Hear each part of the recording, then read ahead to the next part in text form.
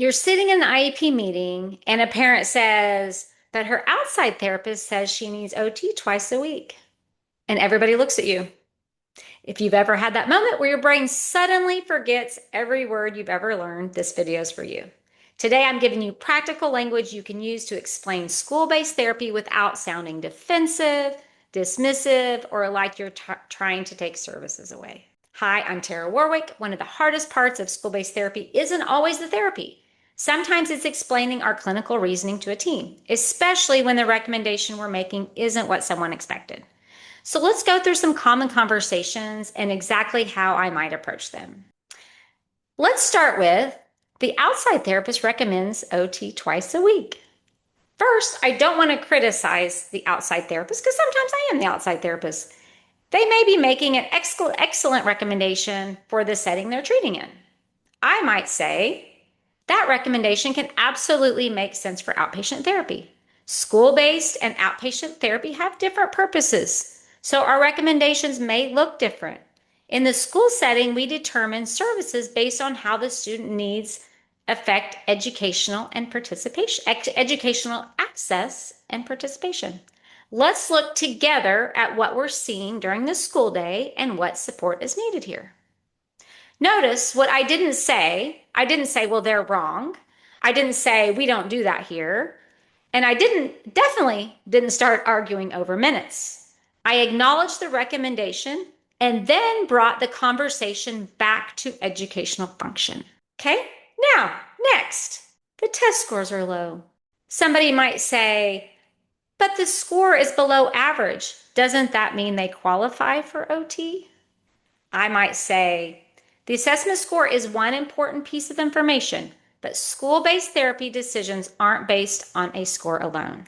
We also look at classroom performance, participation, observations, teacher-parent input, accommodations already in place, and whether the student requires the specialized expertise of OT, PT, speech to access their education. That sentence does something important.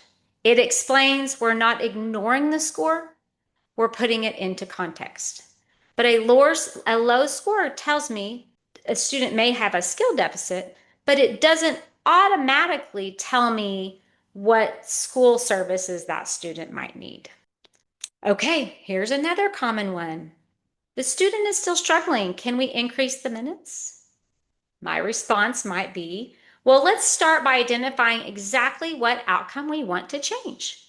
Then we can look at why the student is struggling and determine whether additional direct therapy, a different service model, an accommodation, staff support, or another strategy is most likely to improve that outcome. I love bringing the team back to the outcome. Because if we jump straight from struggle to more minutes, we may completely miss the reason the student isn't making progress. Now, let's talk about a conversation therapists often dread. Moving from direct to consultation. Families can hear consultation and think, you're just taking away therapy. So I don't lead with, we're decreasing services. I might say, the student is demonstrating that they can use these skills more independently, and the strategies are being successfully carried over by the school team. At this point, I believe my expertise can have greater impact by supporting the team and monitoring performance in the natural school environment rather than continuing the same direct model. That's a very different message. We're not saying the student no longer matters. We're saying the student's needs have changed, so the service should change with them. And then there's dismissal. This can be emotional for families, especially when therapy has been a part of their child's life for years. I might say, this doesn't mean the student no longer has areas that are difficult. It means that the data is showing that the student is able to access and participate in their education without requiring the ongoing specialized services of OT, PT, or speech. We can continue to support the student through the accommodations, strategies, and school team already in place. That's an important distinction. Dismissal doesn't mean perfect.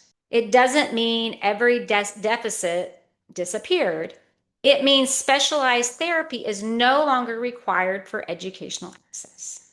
One of the biggest things we can do in difficult meetings is validate the concern without automatically agreeing with the proposed solution. A parent might say, I'm worried about his handwriting. I can say, I understand why that's concerning, and I see some of those difficulties too. That's validation. It does not require immediately say, well, therefore, we're going to do OT twice a week for 30 minutes. We can agree on the concern and still use our clinical reasoning to determine the best school-based response. Another tip, stop talking like an IEP document. We know what educational relevance, supplemental aids, service delivery, present levels, and least restrictive environment mean. Families may not. And honestly, sometimes we use so much professional language that even we aren't completely sure what sentence was just said. So make it plain. Instead of saying, the student does not demonstrate a need for skilled occupational therapy intervention in an educational setting, you could say something like, we're seeing that she can participate successfully in her classroom using the supports already in place. And she no longer needs OT to provide specialized intervention for that to happen. Same clinical reasoning, much easier to understand.